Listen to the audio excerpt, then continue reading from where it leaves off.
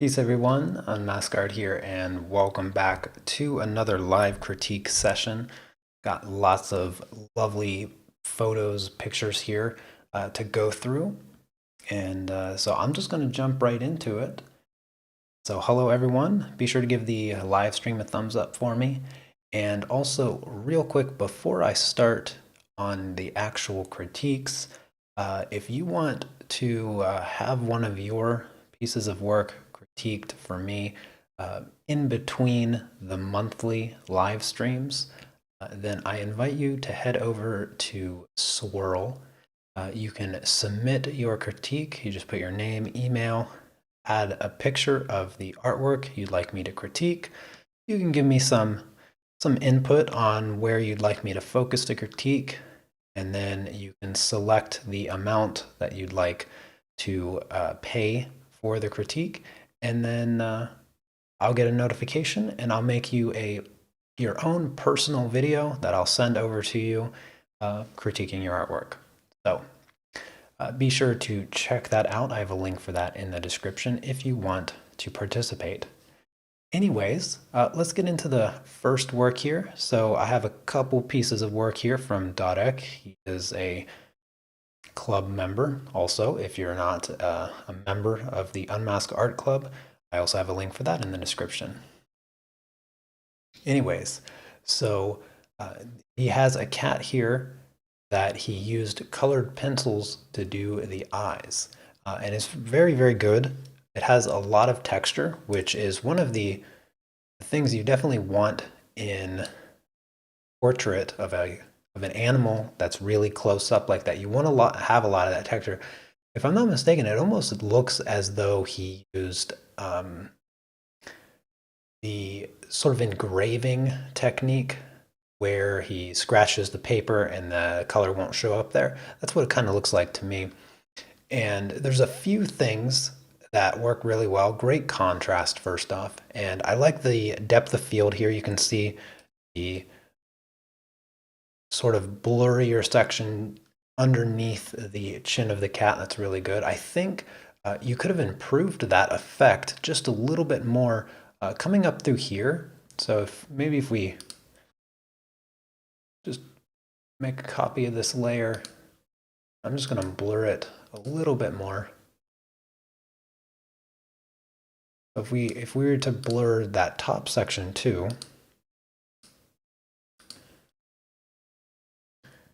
see what it looks like here.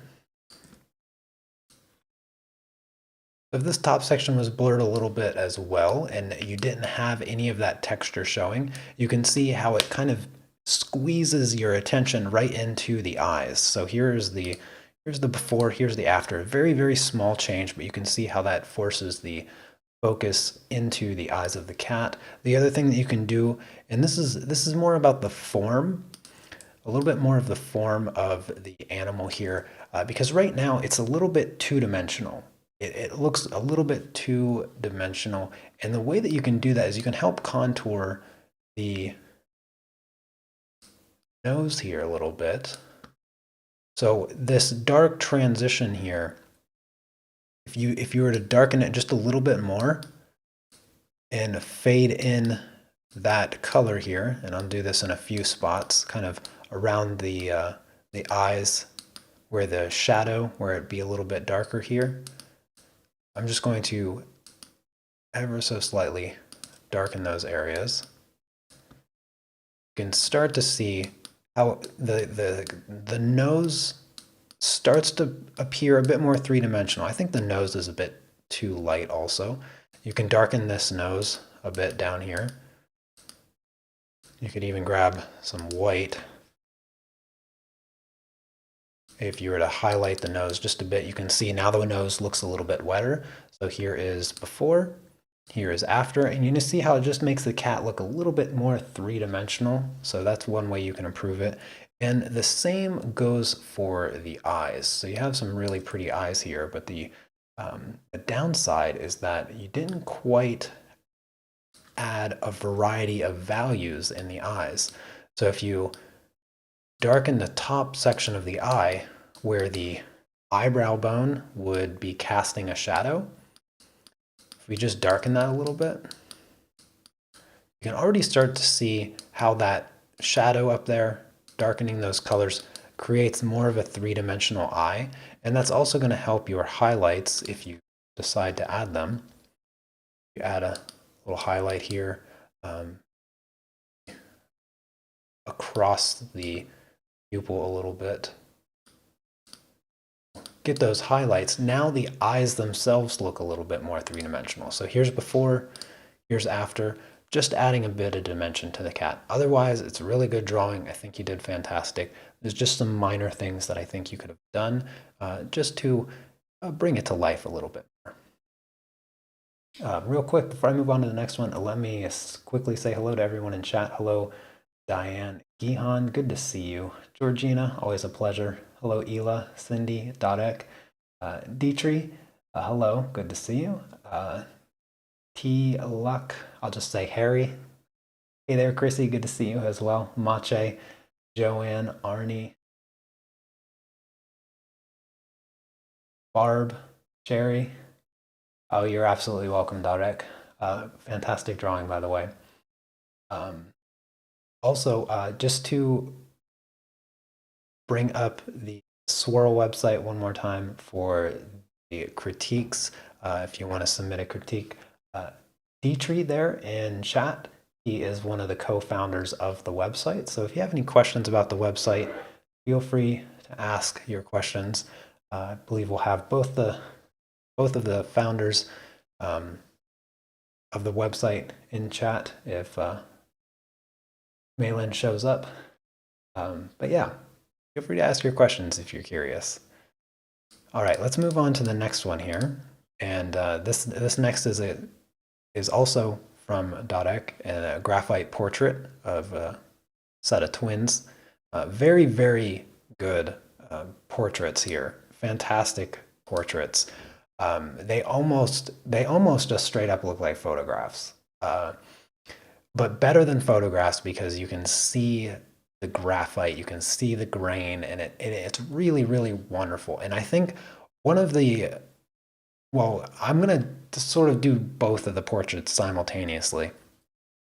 One of the things that you just nailed was the jackets. The jackets are spectacular. I could just stare at them all day long. And the hair is really, really good. You captured a lot of depth, and that's something that people struggle with in hair, is making it feel three-dimensional because they are afraid to go too dark in areas. And you've really captured a lot of the shine, especially in the lighter, this lighter photo here. You did mention they are twins. They don't look like twins in these two portraits, but I don't think that was the point to make them look the same. But the lighter hair here is very tricky, and you captured enough value variation that you see the depth in the hair without turning it like a darker brown or something like that. It feels like a blonde hair. It feels like a light, fair hair color, and you did a really good job with the negative space, the eraser, I presume, to pull out some of those highlights and create some of those flyaways. It's really, really good. The other thing that you did really well is the lighting on the face. The skin is very smooth. I like that you covered the entire skin with graphite. You didn't leave any blank areas, and that gives you a lot of room to play around with the dimension. Okay, non-identical twins, that makes a lot more sense now. Yeah, that makes a lot more sense. Hello, Linda. Shiny, good to see you. Electro, always a pleasure. Thank you, thank you. Chandri, hello. Thank you, Dietry, for that information there. Yes, feel free to ask any questions, anyone. Okay, so now that I've finished praising your fantastic portraits here, time to give you some pointers. Well, I would say on the left one, I feel like you did better on the face on the left one than on the right one, but only subtly. All right, don't take offense to it just yet. I think where you can improve Let's start with the left one. Right now, the eyes here, I'm going to zoom in. So you have these very, very bold circles around the irises. And that doesn't work for a couple reasons. But the first, this might be an artifact of the photo that you used for reference. It might have been something with the lighting. My guess is that this was taken outside based on the way the light is on the face. It feels like an overcast day, not direct sunlight because you don't see any hard shadows. I could be wrong, but that's my guess. And again, similar to the issue that you had with the cat, is you kind of lost a bit of the dimension. You remember, now eyes aren't perfectly spherical, but they're generally quite spherical. And so you have these shadows near the top. You have these shadows near the top because that's where light is not hitting.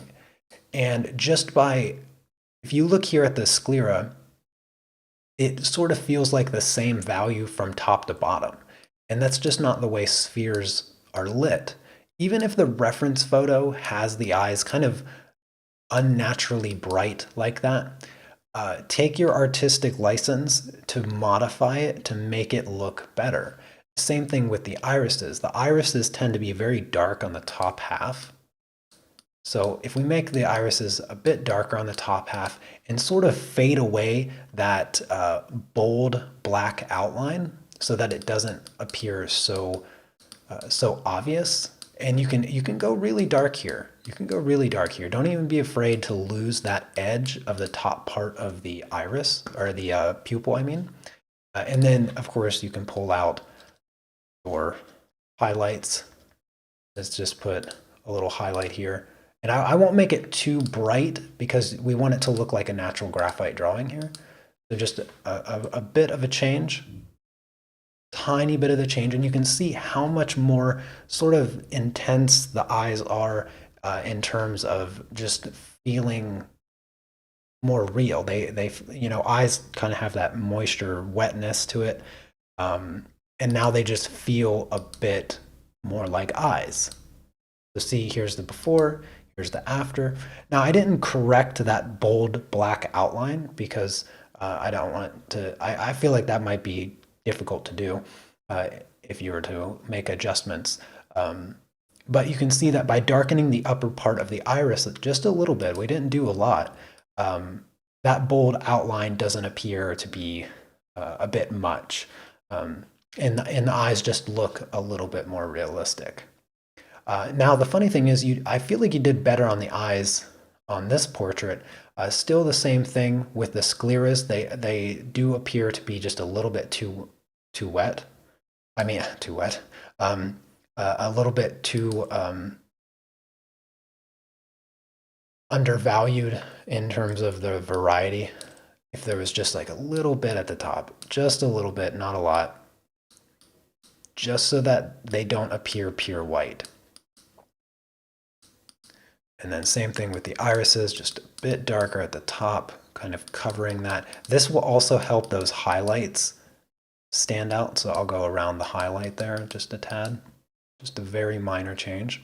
And then the other thing is, the nose on this one is really good. I like the shine right here. It's showing up just a small shine right there. This nose, a little bit flat, a little bit flat. If we were to just go a tiny bit darker under the button of the nose here, just a little bit, just contour that nose. Now you have to be careful with this. You don't want to change the shape of the actual nose, and since I don't have the reference in front of me, I don't want to go too far with it, but I'm going to take just a little bit of a liberty here and adjust that, and then just add, let's see, the highlights coming from the left side on this one, so I'll add a tiny dot of reflection right there. And now look how much more three-dimensional that nose looks. So here's the before, and with the adjustment of the eyes and the nose, here's the after. And it was just a teeny tiny little change. It was nothing major, but you can see just how much more forward that nose is. So yeah, I don't want to change any more about this because I feel like I'll be altering the overall feel of the portrait, but tiny things, tiny things.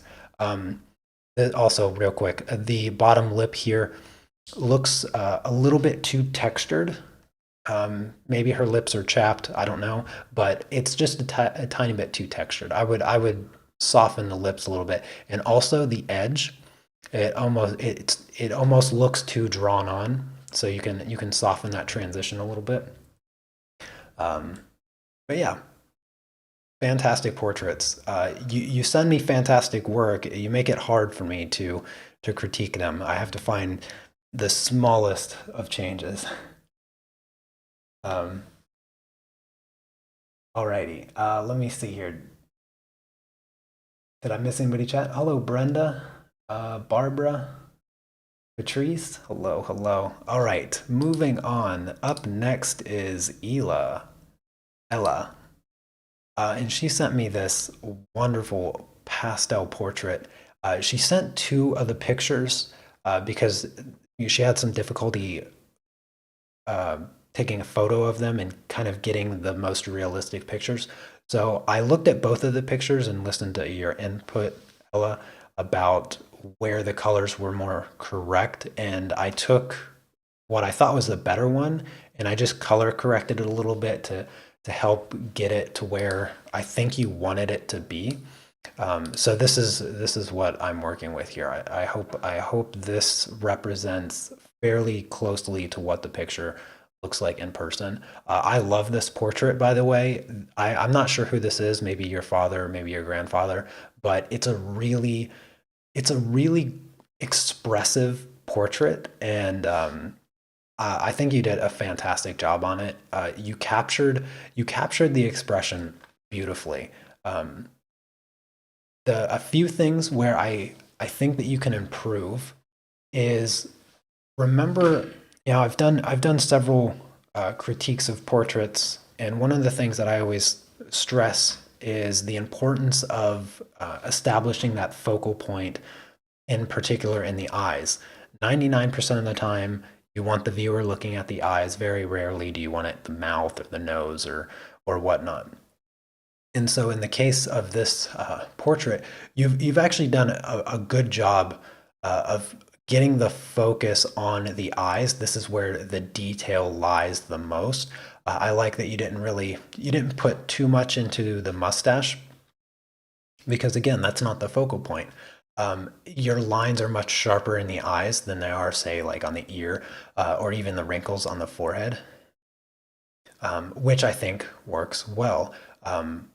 Overall, very good. One of the things that I noticed, I don't know if this was an artistic change, but you changed the color of the glasses, and I think yours appear more silver than maybe like the gunmetal or like dark blackish brownish metal of this. And I'm not sure if you intended to do that, but I kind of like the darker glasses. I'm not going to go over the glasses darker. I just want to point out a few things that you could do had you gone darker with the metal. These highlights here. Now, because of the lighting in the reference photo, there's no sparkles in the eyes, which you can usually get away with when you do a drawing of a portrait. You don't always have to have those white sparkles in the eyes.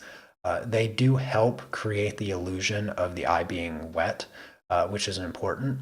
But you do get the sparkles on the glasses. And I think that had you gone darker with the metal of the glasses, those little sparkles sort of replace or take the place of the sparkles that would otherwise be in the eyes. I do see one sparkle right here um, in the tear duct, which is nice.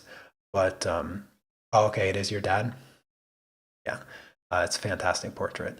Um, and so, yeah, with the glasses, you miss out on these chances of doing these little sparkles, which I think adds a nice touch, a nice glow. Um, the other thing, so again, back to the focus of the eyes. So you see The eyebrows, he has very characteristic eyebrows. It's fantastic. Look at all these lines here. Um, what you would want to do, and you could probably still do this, but no, no need to. I'm just going to take a lighter color of his hair here. I'm going to try to draw this with with a mouse best I can. But if you add in a few of these sort of highlights, giving his eyebrows those kind of what's the word I'm looking for? You have a few here. I think you could probably bring them out a little bit more. I don't know. He just has those old man eyebrows, you know. But I don't even have a word for it. But you could do that with the light gray, white, depending on what you need. And you can also do it with a dark brown or a black. But a few of these small lines, tiny details, and you can see just how much I drew on the actual picture. My bad. I can't turn it on and off. Actually, let me just go back. I'll go back. I meant to do that on another layer. I didn't do too much, so it's not going to take that long. But just by adding a few details, small lines, you get that characteristic of the of his eyebrows, and that level of detail brings more attention to the eyes. That's all I'm trying to say.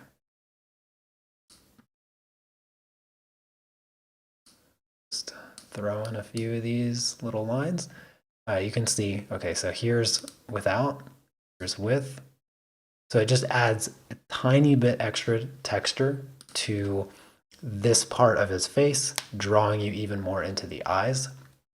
The other thing that you can do is, since you change the background to this kind of sort of aqua bluish color, which I'll be honest, I'm not sure why you made the background blue while also making his shirt blue. It feels a little bit too much blue for me. It's an interesting choice. I don't think that makes the portrait better. If I'm going to be honest with you, because you have two types of blue here. So I don't know if maybe it's the photo. It could be the photo, but this feels more like a teal. This feels more like a teal color. If I'm wrong in this being teal in the actual painting, let me know. But then his shirt is a bit more of a cobalt blue. And these are two different temperatures of blue. So you have a warm blue and a cool blue. And then his eyes feel more like a cobalt cold blue. And so I'm a little stuck on this tealish color unless you chose this tealish color. Okay. So it is a kind of a tealish color. So unless you chose this color teal for the background as a complement to the orange in his skin.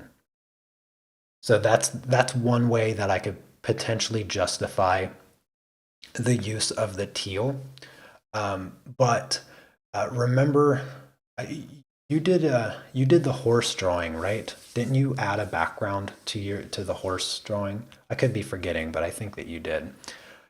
You have to remember that when you change the environment that an object is in, you also have to adjust the color bleed in the subject itself, because an object will always reflect the color of its surroundings. A perfect example is the ground with the changing colors of the sky.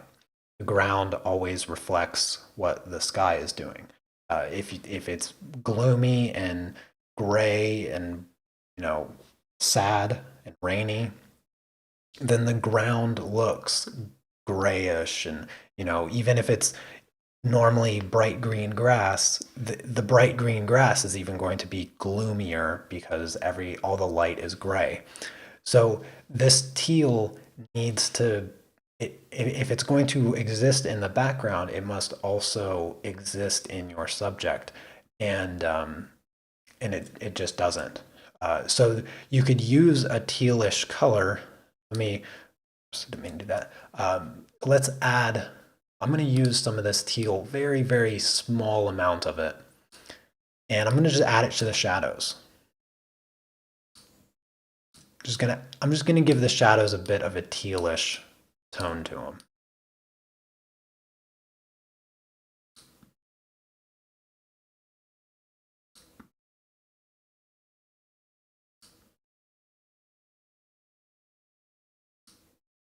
Because that's what's going to happen.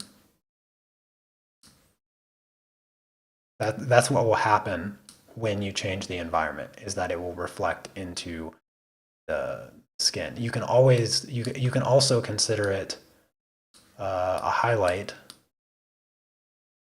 and add it to the highlights.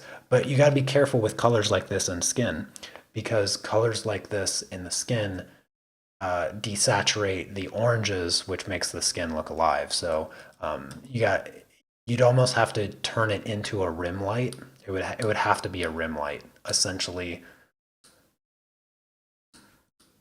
Essentially, the color would have to be here, and it would be like a rim. It'd be like a really bright light coming from one side, maybe like across the glasses or something. It'd be like neon lights. It'd be weird. You can do it. You can totally pull it off.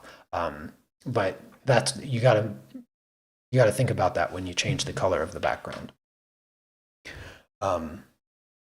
Thank you, Electro General, for the donation. I'm not sure what currency that is. A pretty cool looking symbol, though. I really appreciate that. You're amazing, also. All right. What else? Goodness. You know, I like the textures on his shirt. You could have done anything with the textures on the shirt. Taken a lighter color, and this is one of the easy things to do. You could just take your pencil and just draw it on there. That's too bright. Tone that down a little bit.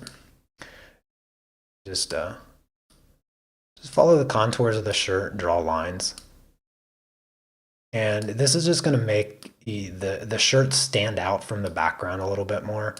Like you don't even have to like try to get the pattern right. You just draw some lines. Look at that. Just draw a few lines. And now the shirt feels different from the background.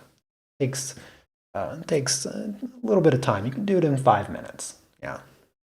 Other than that, I mean, good job. You could add a few of these little lines here, little texture lines. You could add a few to the mustache, get away with that. Yeah. But other than that, yeah, good job. Careful with the symmetry on the, also careful with the symmetry on the forehead creases. They're never that like straight across. You can see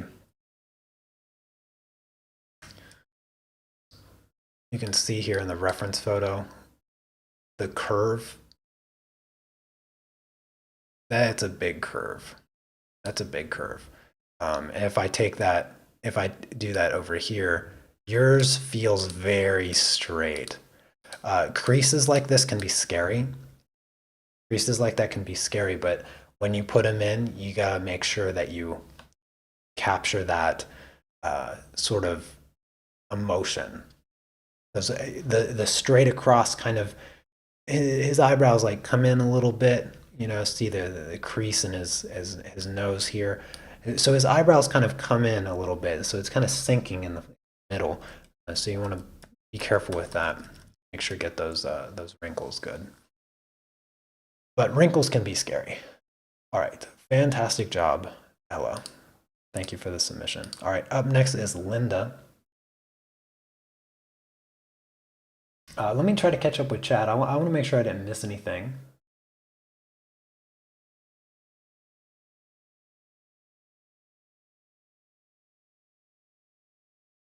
All right, I think I got it. All right, Linda, she did this in colored pencils. Now, for those of you who don't know, this is a project that we are currently working through with Pastels in the art club. And Linda did this like super extra fast, She also changed the color of the tablecloth and went with more of like a baby blue color, which I think looks really good. Um, this looks about 8 by 10. It doesn't look too big. Maybe 11 by 14. Could be 11 by 14. You did it so fast, it's hard to say. One of the things, well, first off, you did a really good job. I mean, there's just so much detail here. It's not an easy project. Look at the detail on the bowl here. Fantastic. It's just not easy. This is not an easy subject. I really like your silver plate here. It has that metal look, and I think that this is one of the harder objects in this still life because getting that metal look uh, with a smaller size and with colored pencils, very okay. It is 11 by 14. Um, is very tricky because there's not a lot of space for the details. Plus, you need to get the contrast and all of that. So you did a really good job on it. Um, the chalice here looks fantastic. I like all the little reflections and the apple. Um, I don't know if it was an artistic choice, but it looks like you changed the shape of this glass bottle. It looks wider at the bottom. Otherwise, this line here would be just vertical. Um, but I'm just looking at all the details, just appreciating it. It's going to take me a minute. The elderberries look a little bit more purple, which I like. I like that additional purple. You're never going to get me complaining about purple. All right, it looks fantastic. Now, where to improve? I think there's really only two things. There's really only two things that I would ever be able to make a suggestion here for. The first thing, which I think is going to be the easiest to correct, is the texture in the background. Colored pencil was tricky, I know that, but with enough layers, you can get rid of grain a little bit more. Because as we zoom in here, and I'll try not to hold it under a microscope, you can still see a little bit of the white of the paper kind of coming through. And it looks like you put a lot of layers on that background. It's just hard. But if you could smooth that background just a tad bit more, and I'll show you what it will look like if you figure out how to do it. But if I just blur that background, let's not do it too much. Yeah, that's probably good. Yeah, that's good.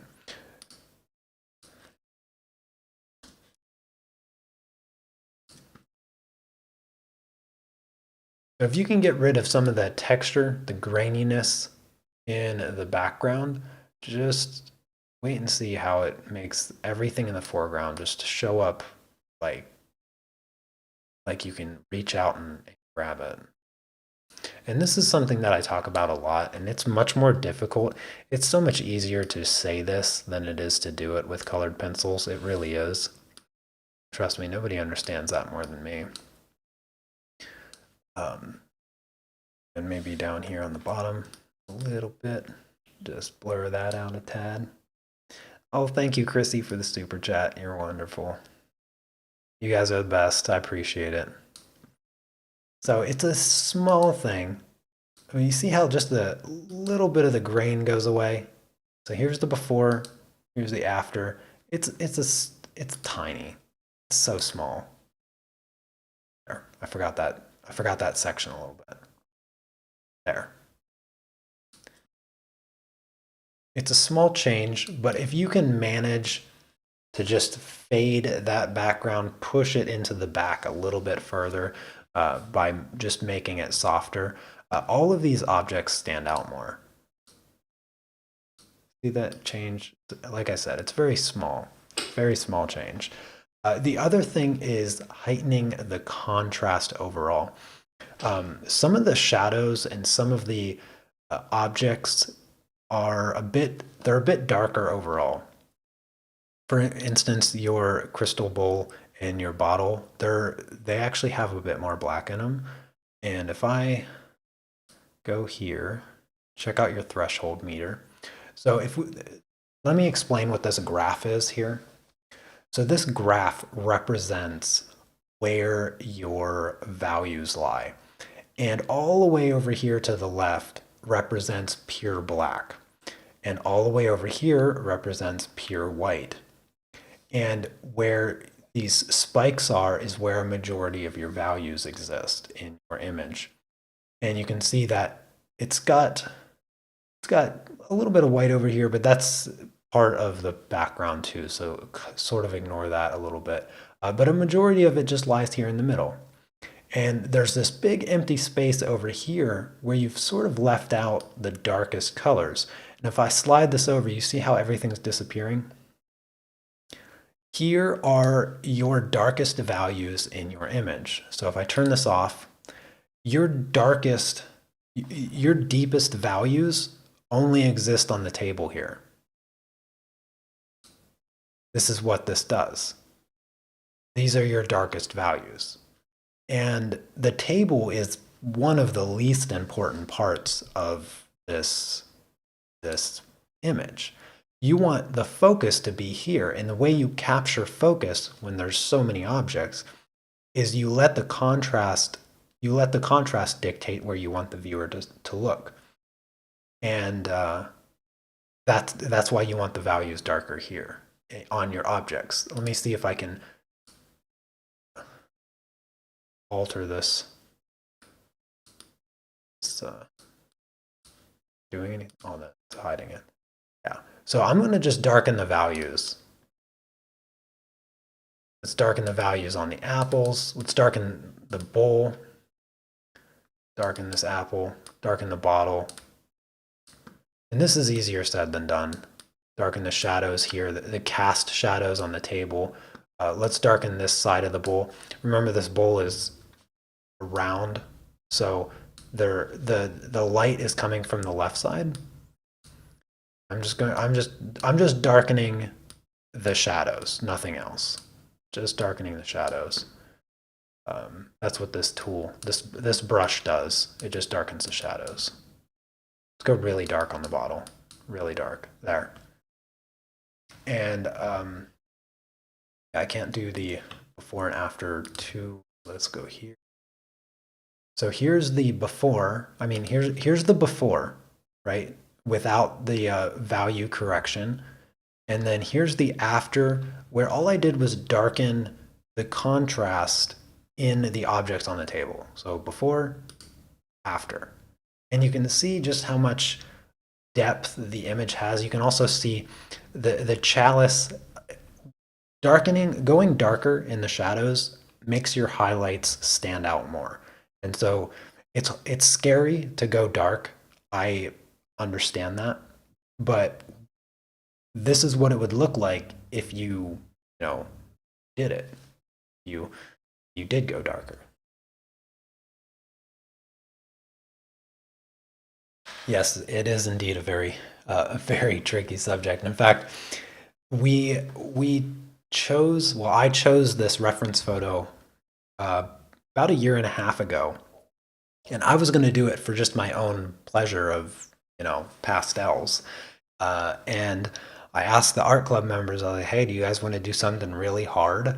And they were up for it, and I was like, well, I'm warning you, like, it's not going to be easy. And then this funny thing is, the reference photo has more. I cropped this in a way that cut off some of the other objects because compositionally I didn't think the photo was all that great. But here, this section I thought was really, yeah, okay. Oh, hey Cece, what's up? Alrighty. Well, I am going to move on. Fantastic job, Linda. I mean, doing that in colored pencils, you're braver than me. I wouldn't touch that with a 10-foot pole with colored pencils. Up next is Cherry. She did this lovely portrait of penguins. She also posted the reference photo, so we have that to look at for comparison. And it's adorable. And you did so well at capturing the penguins' faces that really nothing else matters, right? The whole purpose, and this is a really good example of what I was explaining earlier with portraits. You want to drive the focal point of the viewer to what's most important. Um, you didn't go as bold on the background, and I like that. I don't know if you meant to go less bold with the colors. You can kind of see how vibrant this purple is, and if you look over here, it's not as vibrant. Your background is softer. The bokeh circles don't quite show up as bokeh circles. You still have little circles here. That's tricky to do with pastels. The best way of doing it is to have a round, like a spherical sponge that you can tap in your pan pastels and just tap a circle. That's the best way to do bokeh with soft pastels. Um, but like I said, I don't know if it was a stylistic choice to go less bold in the background, but I think it was the right one because it lets the viewer pay more attention to the penguins. Now, where the black fur is very tricky to do, and you just nailed it. You nailed it. It's just the subtle changes in value is what creates that shiny look in the fur. Now, with the reference photo, one of the things I wanted you to take note of is all of the ninja purple that I can't see. I don't. Where's the ninja purple, Cherry? You can't send me. You can't do this. You can't do this to me. Where's your ninja purple? Let me show you where the purple exists. All right, it's everywhere. It's everywhere. Look at this. Look at this beautiful purple. You can't be missing ninja purple, Cherry. Look at that. The tiniest bit of purple. Here's a change. The smallest amount of purple. It's adorable, but you gotta remember the ninja purple. You can see the purple in the highlights of the fur. And that's due to the background. That's the reflection of the environment. So, oh, you got a little bit of, oh, I see the ninja purple here. Yeah, I see the ninja purple a little bit right here. But you missed it up here in the highlights. And that it's the perfect transition. It's a perfect transition for the really dark parts of the fur transitioning into the highlights. Touch of that purple would have just, it would have been flawless. The other small color, this really beautiful orange. You see this orange here? It's just lovely. It's just pure joy. Where's the orange? Yeah, these penguins are fully embraced in the most beautiful love the universe has, and you're missing this fiery orange in the transition. Fiery orange. I'm gonna go super bold with it. Let's just go like full neon orange. It's like fire.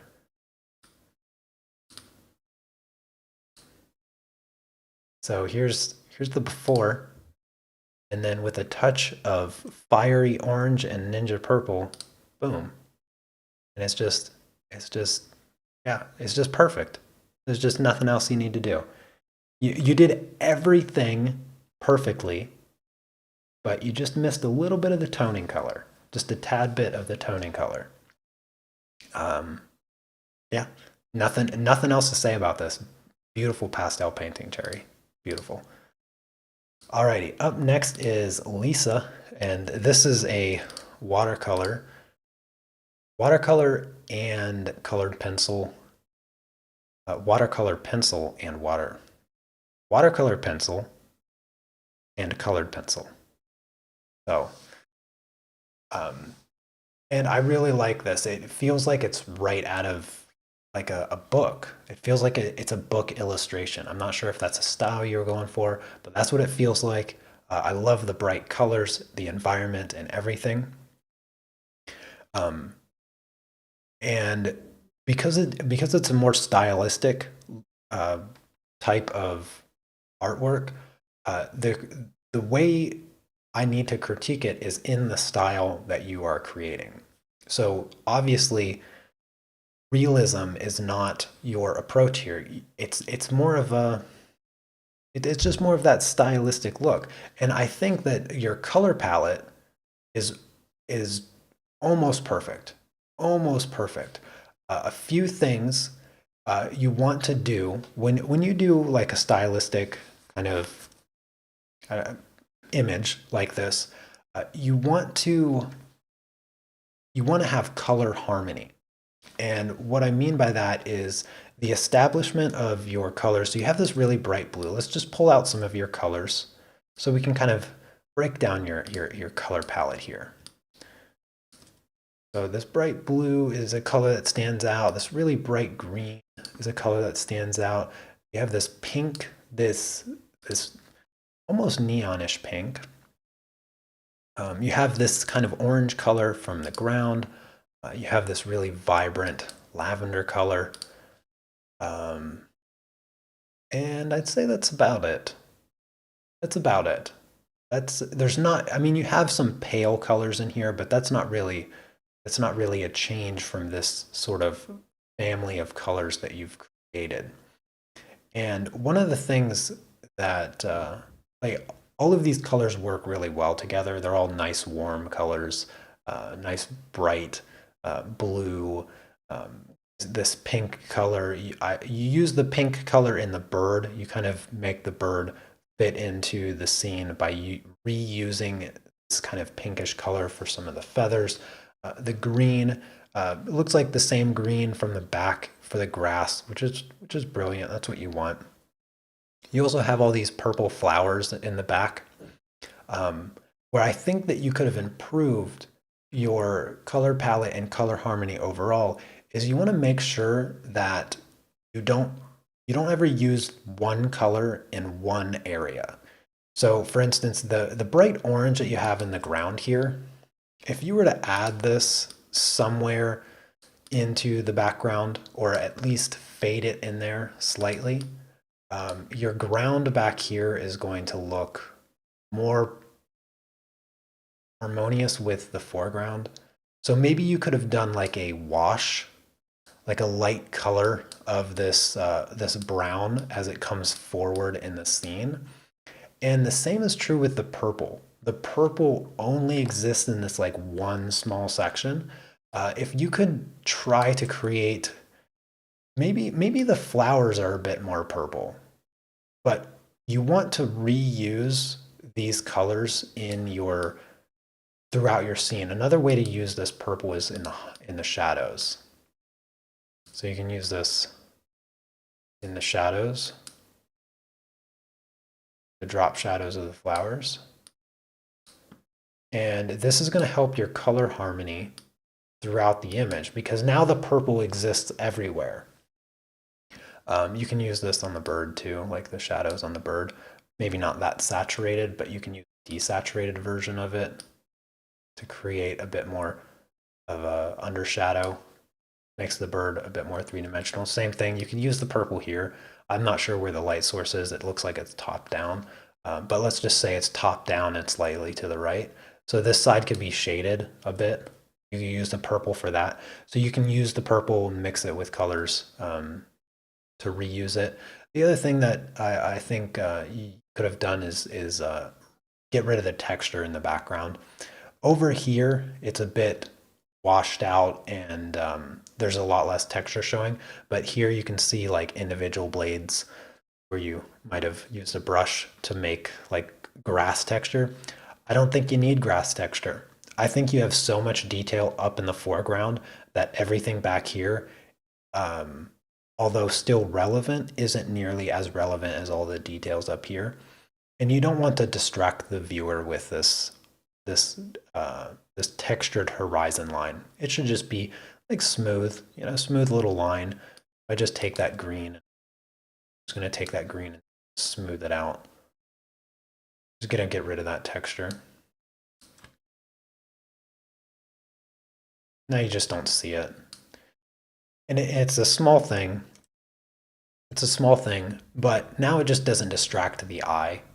Everybody's just looking up here. The other thing is maybe the bird. Maybe the bird shouldn't be this pink color. Kind of gets lost. So maybe you could reuse the blue. Maybe the bird wants to be blue. I'm going to just haphazardly do this to make the bird blue. And this also reuses the blue color. Kind of balances out. It's a little bit of the purple. You go brighter. You could have gone brighter with the bird here or something. Just so it stands out from the darker objects, you could use a little bit of a darker green, shade some of the stuff around the bird. There's a way to make the bird stand out. Either make the bird brighter than what's behind it or make the bird darker than what's behind it. You have two options there. You can play with that depending. But I feel like the bird should be a little bit more of a focal point. And the way to do that is to balance out the contrast that it has. Like I said, either brighter than the background or darker than the background, depending on how you want to do it. Oh, goodness. All right. Fantastic piece, though, Lisa. It looks really good. Careful with your vertical lines, though. I'm not sure what the shape of the this watering tea kettle thingy is, but generally want to keep your vertical lines vertical, no matter how stylized you are. That in mind. Alrighty, up next is Matthew, who has graciously supplied this beautiful portrait here. Let me check chat really quick just to see if I missed any questions. As usual, if anybody has any questions, don't hesitate to ask. Always happy to take on questions.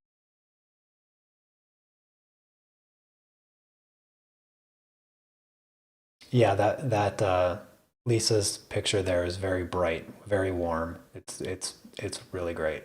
Awesome color choice. Oh, hello, Sunny. I didn't see the chat.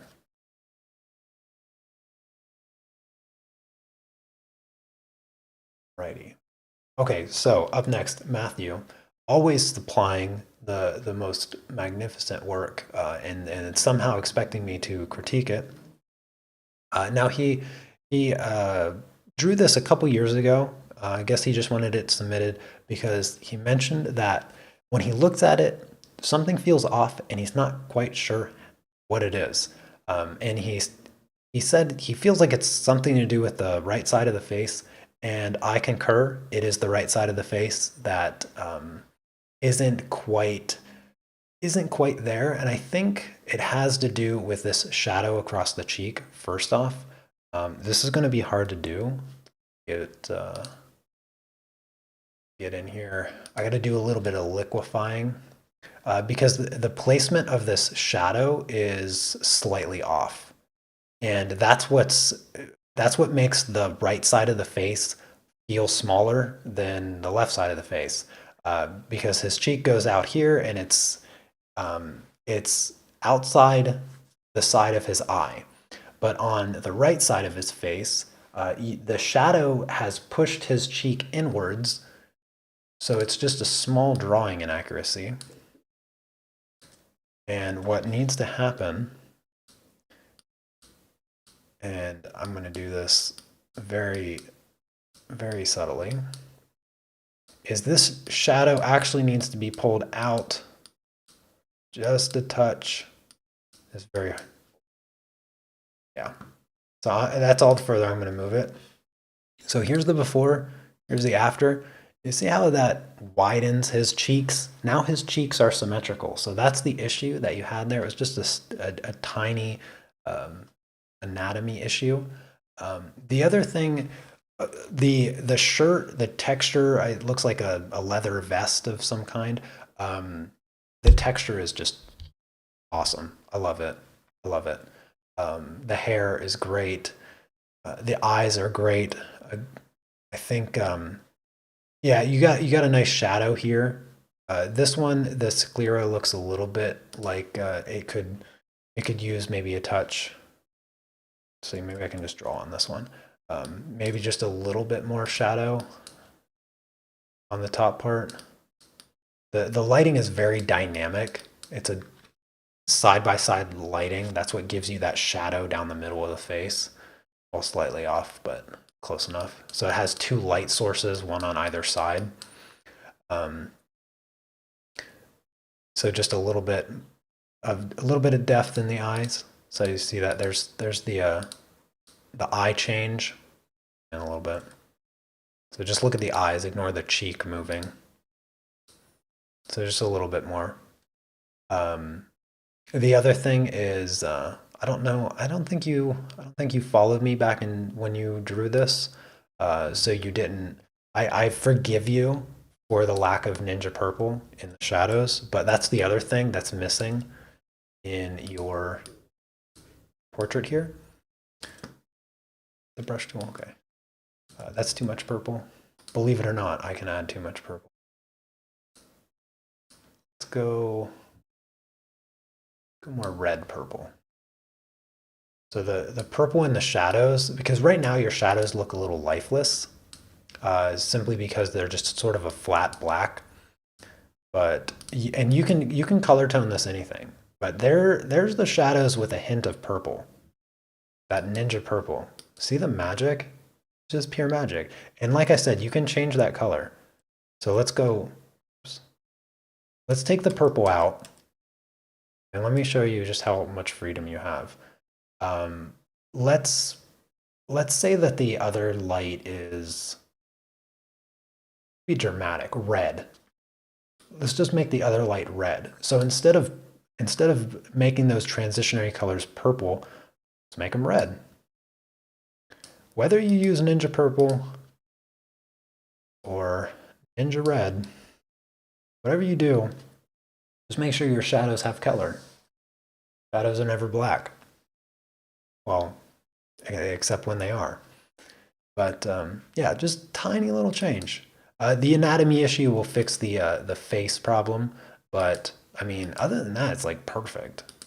Yeah, you gotta stop sending such nice work. Like you give me nothing to work with when you send me perfect drawings, Matthew. Keep up the good work. You're a fantastic artist. Maybe I'll be as good as you one day. All right, up next is Garima. This is a colored pencil portrait of the Joker, and it's really well done. Very like characteristic face features. I like the artistic choice to widen the jaw. It makes him look like he's super beefy. Like I imagine if you continue down the shoulders, he'd just be like super ripped and huge dude. And usually, actually, it's kind of a cartoon, like a cartoonist style to make the bad guys and even the good guys have kind of more this angular, wider jaw, because it just gives them like that toughness look. It just gives them that toughness look, and he has that here. Where I think that you could have improved here. Now, I'm going to start with the hair. The hair is actually quite good, but it's perfect, and that's the problem. This is a common mistake that a lot of people do when they make hair is they make it too perfect. If you look at the flow, I'm just going to focus right here. If you look at the flow of this hair, and I'll draw on it really quick, just so everybody knows exactly what I mean. So all of the flow of this hair is perfect. Like he just combed his hair and hasn't moved his head because the flow is too perfect. And it just continues with this perfect flow. And hair just doesn't do that. Hair does this generally, but then you have hairs that just do whatever they want. And we call those flyaways. And so if you were to add a few flyaways to the hair, would get a bit more realistic texture with just a few lines that break the rules. Gotta break the rules. I'm just breaking the rules. I'm making the hair do whatever I want. So here's before, too perfect. Here's after with just a few black lines breaking the rules. Now let's add a few highlights. Maybe let's do a bright green. A few highlights. How bright is this? That's not bright enough. Brighter. Let's go a little bit brighter. Yeah, there. That's the highlight. Now we'll do the same thing, but in the opposite direction. We'll do it with the highlights, and we'll just kind of throw in random lines, breaking the rules. And you can see that now the hair doesn't look so perfect. It has a few weird looking highlights because I'm doing this with a mouse, but you can picture it. Here the flow is just too flawless. Here you have lines that break the rules. Those are flyaways. You want to add them. The other thing is, of course, hair goes in front of the face. It's not a hair's gonna do what it does, so having a few hairs, maybe even just one that comes down, it just adds different. You could have one that you could have a few hairs that twirl together and come down across the face. That's going to help create layers in the image as well, because right now the hair it sits perfectly beside the head with perfect lines, and sometimes you just got to break the rules. The other thing where you can improve is the value of the value form of the face. So I'm just going to grab a gray color. Just going to grab a gray, and so without taking any anatomy into account here, I am just going to darken under the jaw. Let's go a little bit, but maybe not pure black. Let's go with like let's go with a dark green. Since the background is green, his hair is green, so the shadow will have just a hint of green. I'm just going to go darker underneath the jaw. And keep going darker. I'll go even darker. Darker. And then again, without taking any anatomy into account, I'm just going to do both sides of his face. Just a little bit. Oops, didn't mean to do that. So this side of his face is going to be a little bit darker, and this side of his face is going to be a little bit darker. Zero anatomy, just thinking of his head like a cylinder and just making this part brighter. Now I'll do, since I did under the chin, I'll do under the nose a little bit. So I'll just do under the nose a little bit, and I'll do under the eyebrows a little bit.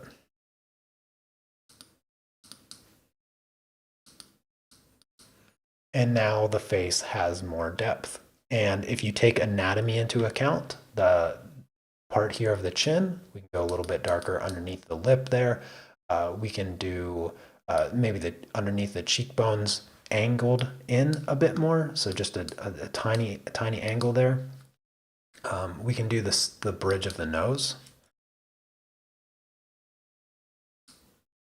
maybe a tiny bit. Maybe the tip of the nose, and make it rounded. Underneath the eyes here a bit more. And there we go. So here's the before. The face is a little bit flatter. If you just darken a little bit, get something that's more three-dimensional. Sorry, I was focused. Let me try to get to any questions that I might have missed.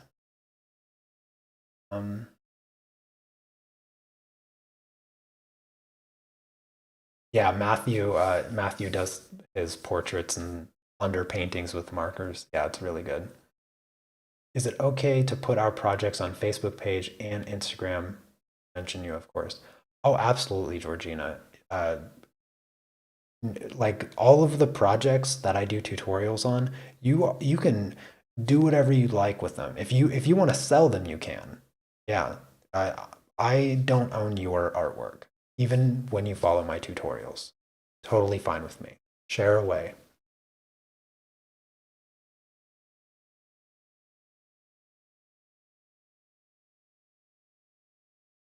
Alrighty, up next is Lori. She has this pastel painting. And this one is really stylized. So again, I have to take that style into account. Um, and the it was hard for me to quite see where the like the painting actually ended. The photo was a little bit skewed, but I did my best. Um, and it's a really adorable portrait. I feel like there's like this light coming here. I think it's a shadow across the artwork, so I'm going to try to take that into account for the critique.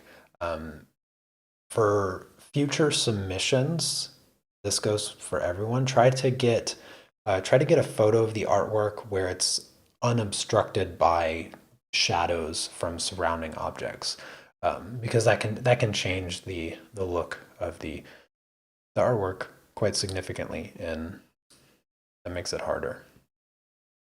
Anyways, um, very adorable portrait here. I imagine it's maybe you, dog. Don't know exactly the story behind it. Um, and it's I don't even know how to describe it. It's kind of like an alla prima, but for pastels. You can see, this is the color of the pastel paper. You can still see a lot of the paper showing throughout. So it was less about covering the paper and doing something realistic, and a little bit more loose, a very loose style, which I think works really well. You have good contrast with the dark black, and the features and the faces having the contrast where it's needed. Um, it looks like the shirt might say love on it, uh, or something. Um, Possibly. I think I can see love in sweater or shirt here. Oh, good morning, Patricia. Yeah, you're just in time. I think I'll a few more projects, and I'll be taking your artwork. What I think you could have improved on this project just a tad is if you created a bit of a shadow underneath the dog, just a little bit. Just, gives it that three-dimensional look underneath the jaw. This will help separate the head from the body, just a tad. The other thing is the teeth, just a little bit too bright, a little bit too bright on the teeth. Teeth aren't white. They're more gray-green, really. So you don't want people to like stare at the teeth because it's not the focus. You'd prefer people to stare at the eyes, so that's where you want the brightest colors. So you could go bigger, go bolder with the highlight on the eye. Give it a nice big shine. Doing that with pastels is quite easy. Just a little bright shine. And then also this eye here. Um, I don't know if you wear mascara that heavy, but uh, your pupil needs to slide over here just a tad. Careful with the mascara there. That's a bit thick. It's a bit thick unless you're going to like a metal concert or something. But yeah, the pupil is just a tad bit off center. If I were to take away some of the mascara, I think that would make the eye look a little bit brighter.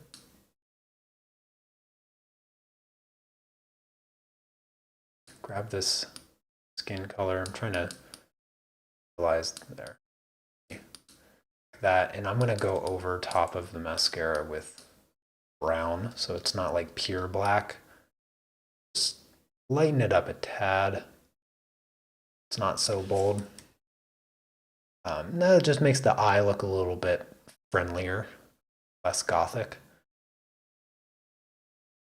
Oh, okay, Chrissy, you have a good night. Take care. The other thing, that's pretty much it for the small changes. Not a lot of changes. A couple bright highlights, tone down the brightness of the teeth, um, chill out with the mascara a tad. But the last thing that I wanted to talk about was the composition. The focal part is mainly on the dog because the dog is sort of right there in the center, and the face is sliced off. You have to be really, really, really careful. It sort of works. It sort of works with this composition. But if there was maybe just a little bit more, because you have this tangent, where the eyebrow ends right where the composition ends. Same thing with the nose, and this makes the nose look really, really long. It makes the nose look really, really long, and it makes the face look really, really, really wide. Because if I were to just copy this, that's it's just it. If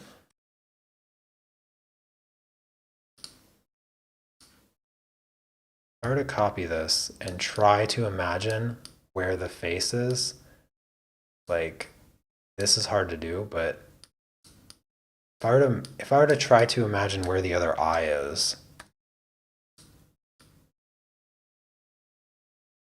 it's very hard to do.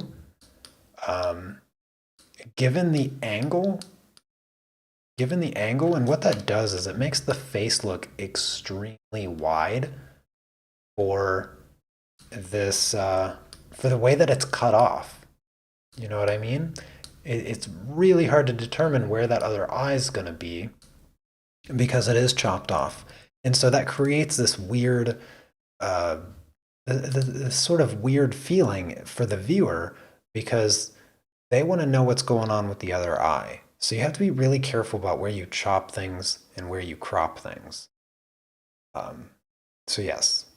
Otherwise, I mean, it's really great. It's adorable. It's adorable. You can't help but love it. But yeah, just be careful with some of those things. All right, up next is Shiny. And I love this pet portrait. This is just great. I mean, this just looks like it should be hanging up in a gallery. Like it's so good. It's so good. Shiny, good. Um, I'm trying to think. I was looking at this before the stream, and I was like, what am I gonna say about this? Like, I have got nothing. I thought of one thing. Um, First off, beautiful colors. The teal and the orange. Got some purple in the back. I mean, it's just the way it fades into the paper. You make me want to start color or watercolors because it's just so good to look at. So good to look at. But like I said, I was looking at this before I started the stream, and I was trying to figure out what on earth could I possibly say about this to for you to improve. The only thing that I could come up with, well, two things. So the floor here in the back has that really nice, like shiny, no pun intended, shiny, a really nice reflective property to it. And then it changes into whatever is happening here. I'm not sure what happens between this floor and this floor. Maybe there's a rug here, like a colorful carpet rug thingy, like that you step on when you walk into, but it's hard to figure that out. It's hard to figure that out, which it does bother me a tad because I don't know what's happening. This floor is not the same as this floor, and so I think it would have been better if there is a carpet here, just pretend it's not there and continue with this floor, with this color and stuff. I'm being really nitpicky because this painting is beautiful. I just want to clarify that really quick. So yeah, maybe that's the case. It's hard for me to tell. The other thing, the other teeny tiny little thing, is that maybe you could have darkened the fur back here. So I'll do that really quick. If you go a tinge darker on the fur, right behind the head, this is going to make the body look like it's inside the door and sort of not lit by the light outside the door.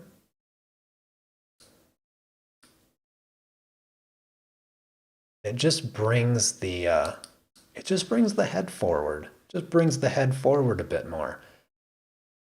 And that's all I could come up with.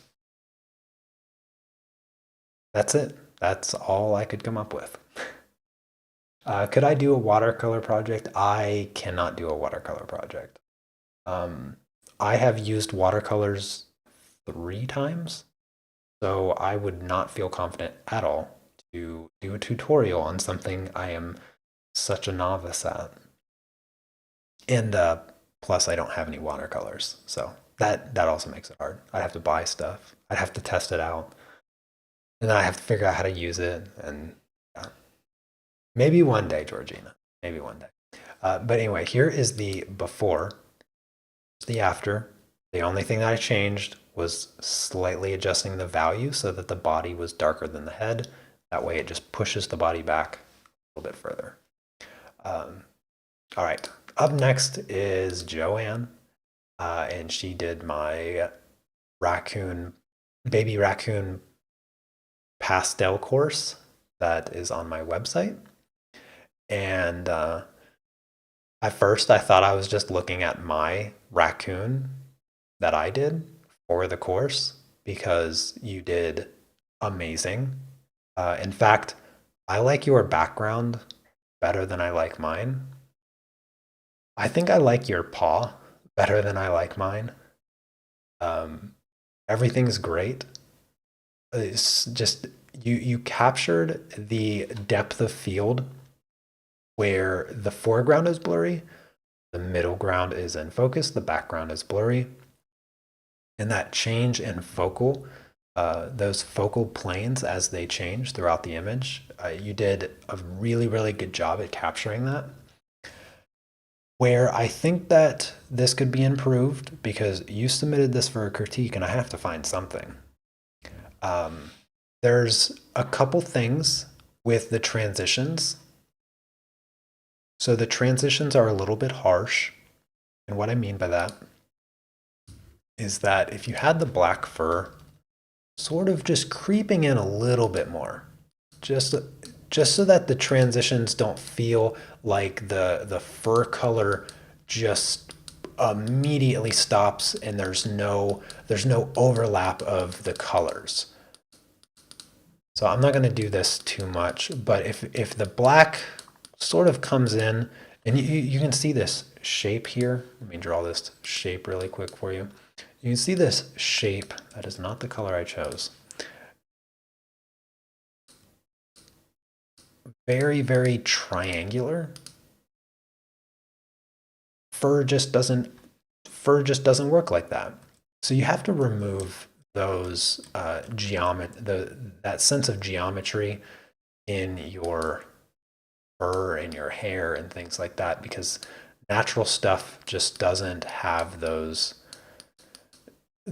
perfect geometric shapes. You gotta be careful with anything that creates a straight line.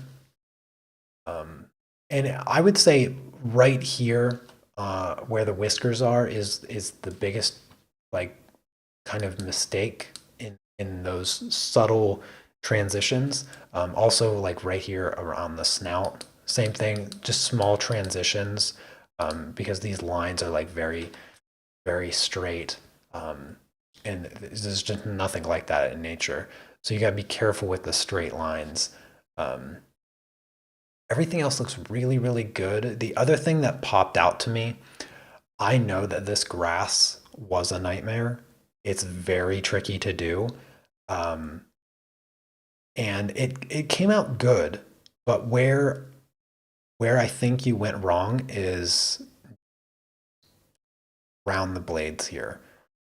Do you see how like the black shadow like follows the blade of grass as opposed to naturally kind of coming into the fur and not not like halo effect around the blades of grass. Like I said, I needed to nitpick this one because it's so good in the first place. So you want to avoid creating a halo effect when you work around something. So you need that transition to be less angular, I guess. Same thing here. You see how like straight this line is here. It sort of cuts across the tail a bit too flawlessly. Instead, the hair should be more of a zigzag, unnatural or natural but unnaturally straight. So like a little bit more of a zigzag. Same thing here. It's a bit too straight. It's a bit too straight with these stripes kind of things. But gosh, it's so adorable. So adorable. I love that picture. Fantastic job, Joanne. It's like so good. Nothing else to say about it. It's just too good. Yeah, I remember it being a nightmare. Oh, hey there, KSC.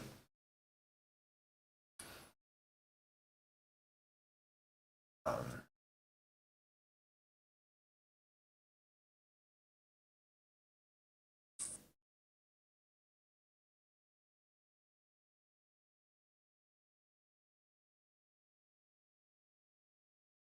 all right. Up next, oh no.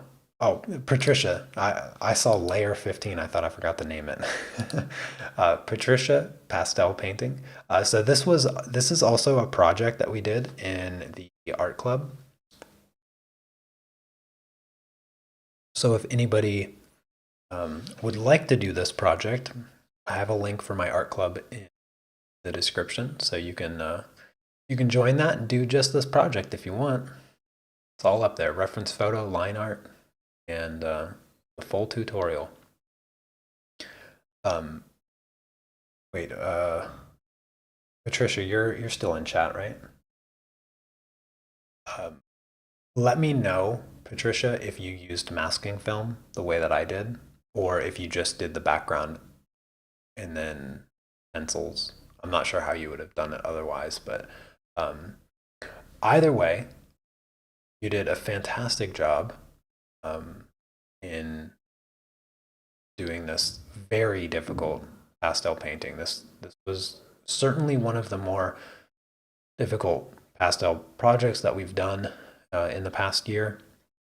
Lots of small details to work with, and flowers are always deceptively difficult to do because in order to distinguish one flower petal from another flower petal, oftentimes the value is almost imperceptible to normal people. The values are very, very close in all the petals for flowers. So doing flowers in itself is a unique and difficult challenge. But you did a really good job on it. So it came out great. One of the things that stood out to me when I looked at this is the purple tones. And this could be the photograph. You can let me know if it is. The background purple doesn't quite show up in your foreground, subjects. And so what you'd want to do is either utilize this purple like throughout your flowers and your bird, and find ways to incorporate that background purple into your main subject. Because getting back to that, where the main object always reflects the light of its surrounding. Okay, yeah, you used masking film. Yeah, makes sense. And I know that I used probably a different brand of soft pastels for the background than what you did. And then you probably used the same colors that I used for the foreground object. And so you used sort of your own colors for the background and then my colors for the bird and everything. And I would have utilized, I would have wanted you to use something more purple in the flowers and stuff to incorporate this. Because remember, when we were doing this project, I was explaining that all of the colors in the background exist there because what you're seeing is you're seeing branches like this, but not in focus. And so these pinks and stuff need to exist in the background, or the purples need to exist in these flowers in order for that, in order for those colors to make sense. The other thing is that you could have added a little bit more variation in shapes that you see in the background. So like these purples, you'd have more areas, like more like just broken up, sort of whitish, grayish, light purple, a little bit of blue maybe. And I'll grab some of the pink from the flowers and add more of that into the background. So a little bit less gray, a little bit more color. But if you have more like areas of different color, as opposed to a bit flatter, your background's just a little bit flatter. Maybe we can go with a touch of red. Maybe that's a little bit more than a touch. Let's go a little bit lighter. A little bit of red, something like that. But you can have a bit more variety in the background, and it's still going to work out as long as it's smooth. Because remember, it's not just a contrast of value, but a contrast of texture. And as long as you keep it nice and smooth, the foreground objects will still show up really great. The one thing with the flowers, and it really just kind of shows up here, it's not so much over here, but again, those sort of halo effects, you want to be careful with lines where you use the shadow you use that shadow to separate the flower petals. And this is what makes flowers very difficult, because this is not what happens to separate the flower petals. Instead, what actually happens is that these colors are so close together that they almost appear to be the same color. And so you don't want to create those thick lines. You want a much softer, much subtler separation. The flower petals are going to look like one big petal, but that's sort of where you need to start, and that soften those separations so that they don't, it doesn't feel like an outline of the flower petal. Other than that, I mean, black and yellow, very tricky colors to work with. So blending them out, you kind of got a little bit mud right here, a little bit of mud from the black and yellow. That can be really tricky. I think I remember when we were doing this, I was trying to stress the delicacy of using yellow and black next to each other, and it looks like the black kind of smudged into the yellow a tad, but it still looks like the shadow, so it's not like a huge thing. You could probably go over it with a little bit of yellow and smooth it out. But yeah, black and yellow is a really tricky color to work, but two tricky colors to work side by side. So I can understand what happened there. But I mean, you did a really, really good job with it. You should be really proud of this piece. Just one of those things, Send it in for a critique. I gotta say something about it, right? Fantastic job, Patricia. All right, last but not least is Diane. She sent me 2 projects. I'm going to do this one first.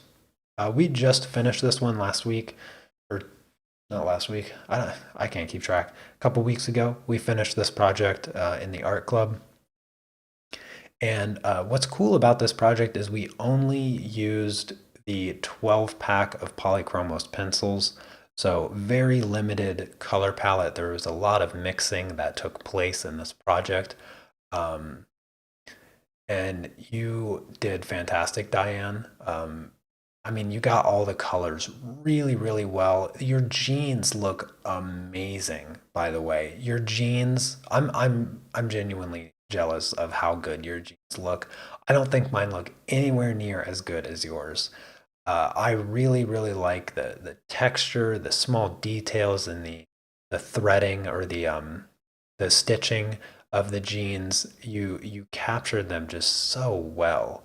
The jacket looks amazing. The jacket was really tricky to do because it's not quite white. It was kind of like a really, really light tan color, maybe just like off white or something like that. And we just don't have those colors in the 12 pack. So mixing the colors of the jacket and the shadow was really tricky. And you did a fantastic job capturing those subtle yellow colors. Oh, you're welcome, Patricia. Yeah, you did a beautiful pastel painting there. I hope it's hanging on your wall somewhere or hanging on a wall somewhere. Um, but yeah, the jacket looks amazing. The jeans, I just can't. I every time I look at this, I just look at the jeans. Like normally you look at faces, but I'm just looking at these jeans because they are just awesome. The little threads coming out, really great, really great. Um, the shoes, the white band that goes around the shoes, I do feel like that's a bit too bright. Just a bit too bright, but it kind of looks nice like that. Kind of looks nice with the really bright white going around the sole of the shoe, but maybe a tad bit too much. I think you can get the same effect without it being appearing almost like a highlight because it is so bright in comparison to the other values. Great job on the hands. The hands are tricky. Hands are always tricky. But you got the dark shadows in there. You got some of the texture, the veins, and the texture on the top of the hand. I think maybe smoothing out the transition. Let me just zoom in here. Smoothing out the transitions between the dark red and the lighter color kind of help the hands be a bit softer, look a little bit more like skin. Um, but it's a small change. Small change. Um, the face is good. You got the shadows. You got the really dark. Yeah, you did good on the skin here. Again, the transitions between the really bright spots and the lighter spots, hard to do. But if you could soften that edge a little bit, maybe just right here. Some of the shadows or some of the highlights are really harsh. They have a sharp line. But I think right here, this one was a bit softer.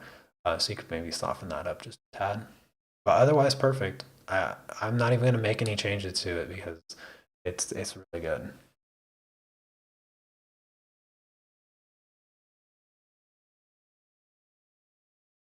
Oh, hey there, Matthew. Yeah, yeah, I did your portrait a little while ago.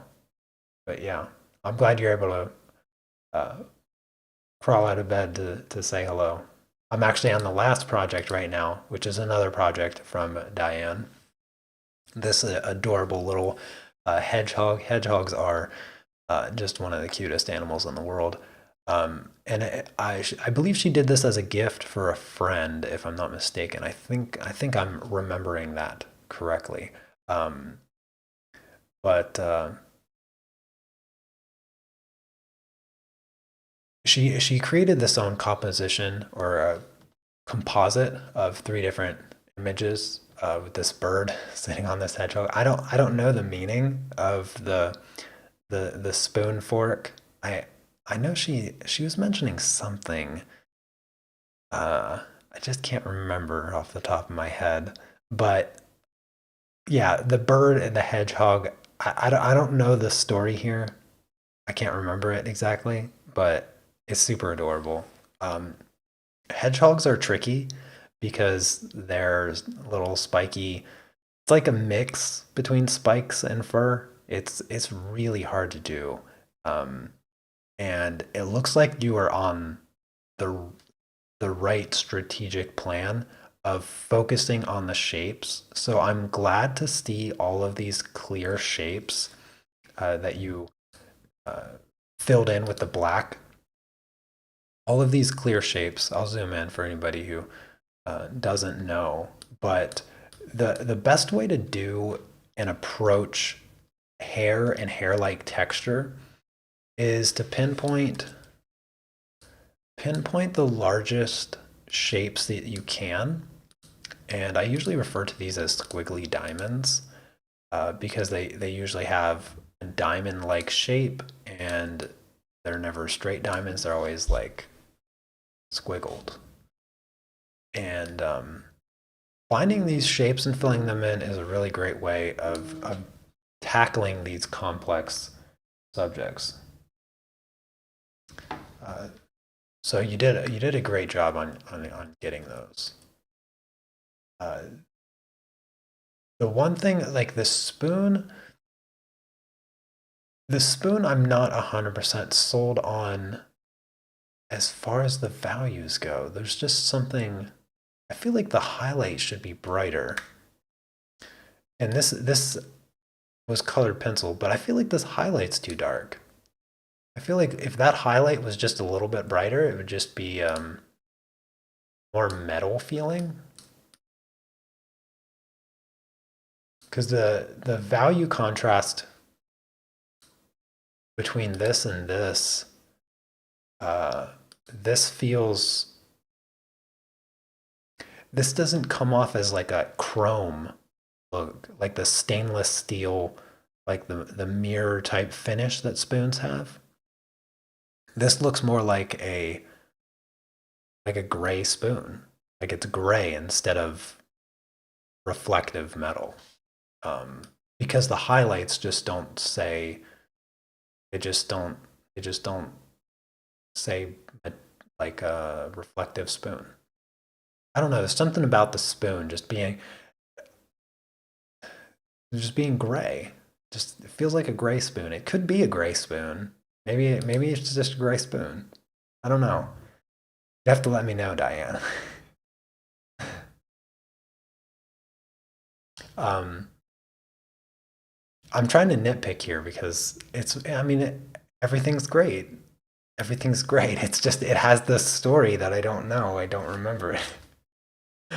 Shiny thought the spoon was black. Yeah, I'm not sure what color the spoon's supposed to be, but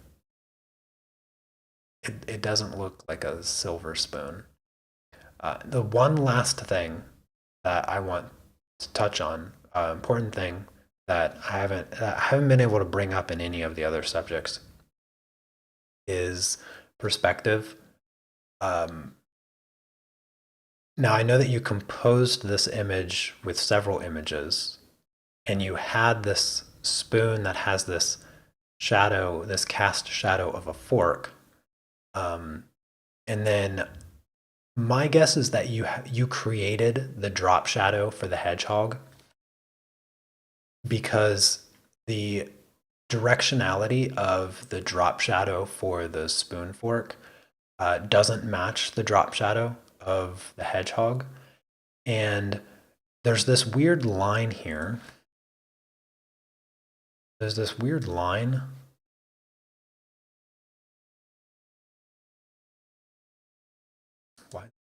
White. Trying to all right. So there's this edge. I don't get it.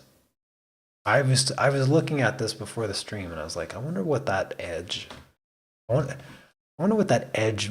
Maybe there was a story there. I don't know what it would be that would justify this weird drop shadow. But the reality is the drop shadow direction follows this line, and so this line breaks the perceived perspective. The perspective is more this way. Your line goes the other way. And drop shadows, matching drop shadows can be really tricky because the placement of the object itself also can distort the perspection, or the perspective rather. So let me try to erase or drop shadow here, and I'm going to digitally put in a drop shadow. So let me just, I'll show you how I do it, because you use Photoshop, don't you, Diane? Don't you use Photoshop? So I'll show you a way to put in these digital drop shadows so that in future projects, and this goes for anybody that uses Photoshop, I'll show you how I do it when I create drop shadows. If you're wondering how I'm erasing this right now with the paper texture, I'm just using the clone tool. So the clone tool is right here. It's the stamp tool. Clone stamp, hold Alt or Option, and you bring up this little eyedropper thing. You click, and then you copy wherever you click, wherever you start painting, see the little, so that's where I'm copying from. For instance, if I wanted to copy the hedgehog's face over here, I just copy the hedgehog's face. It's like magic, right? So I'm just copying the paper and erasing the drop shadow. Okay, Coral Draw. All right, so here is how I do it. There's sort of two ways that I like to do it. The first way, and the most easy way, is to use the marquee tool, marquee ellipse tool. And depending on the width of, or the height of your ellipse, let's say, let's just go with this. I sort of place this around the object, and I just fill it in with, let's just say, anything but pure black. And then what I'll do is I will change the layer. I'll put it on I'll put on a different layer, and I'll do like multiply or darken. I'll do multiply. I will blur it.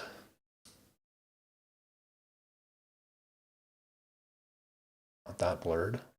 To soften the edges a little bit. And then I will put a mask on it so that I can erase where it shows up. So that way it only shows up where I want it to, not on the object itself.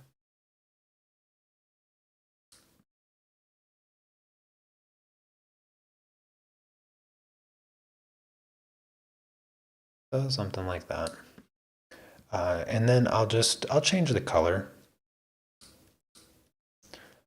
Use the hue saturation tool to change the hue of it depending on how I need it to look. And I'll probably change the saturation. And I can change the brightness depending on how dark I want it to be. Try to make it match the other shadow here. But usually you can get really close to what it want it to look like by just using an ellipse tool or a series of ellipses. So you can copy that. You can use the marquee tool to create the primary ellipse, and then you can hold Shift to create more ellipses and create a shape like this. And this is how I like to draw my drop shadows out. And then I can drag it, and I can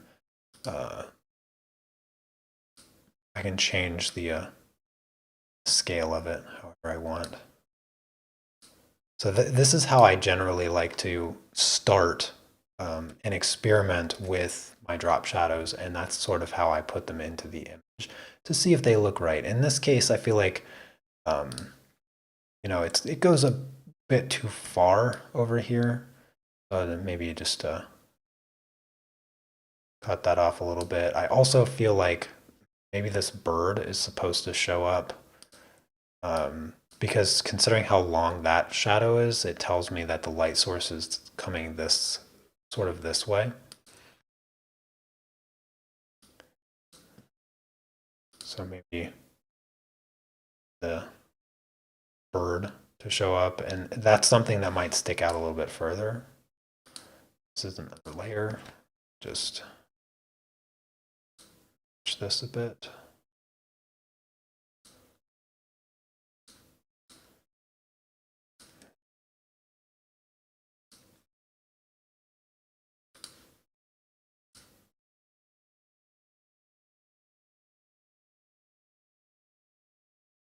So maybe the bird shows up. I'm not sure. I'm not sure if the bird shows up in this, but it's tricky. It's tricky, and it takes a bit of figuring out sometimes if the drop shadow works with the image. You can of course always freehand it to um, in whatever program you're using.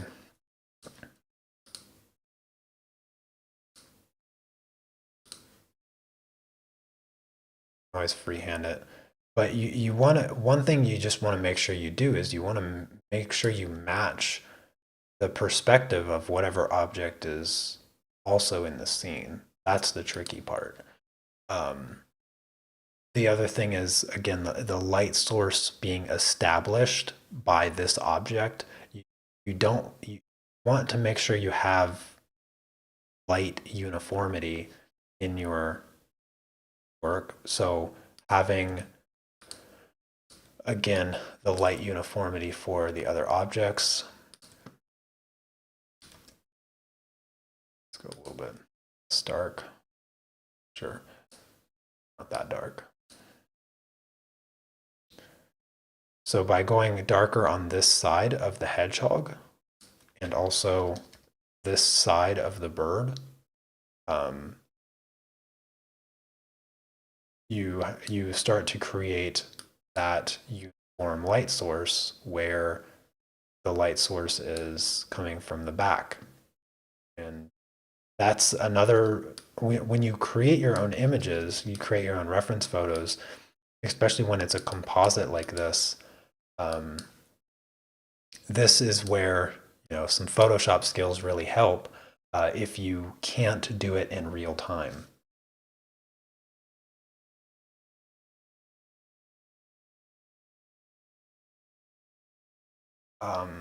Let me see.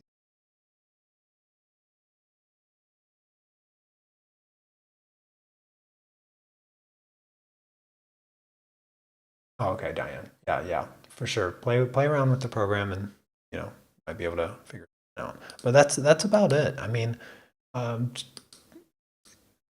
some light uniformity. I'm glad you submitted this because it's less about the technique of like doing fur or spines or birds. The bird is fantastic, by the way. Bird, the texture, everything is just beautiful. In this one, you gave me a unique opportunity to talk a little bit about light uniformity and drop shadows. So I appreciate the submission, and it came out really great, regardless of what regardless of what I've said. It's really adorable. I love hedgehogs. So in regards to Lisa's paintings, are the flowers a bit too flat? Let me go back really quick to Lisa's painting. Where is it? Here. No, I wouldn't say that the flowers are too flat. I think because they're the brightest object in the scene, I think they look nice like that. If you go too hard on, like if you go too dark on the values here around the flower petals, I think it's going to make the flowers look darker and it's not going to have that bright feel to it.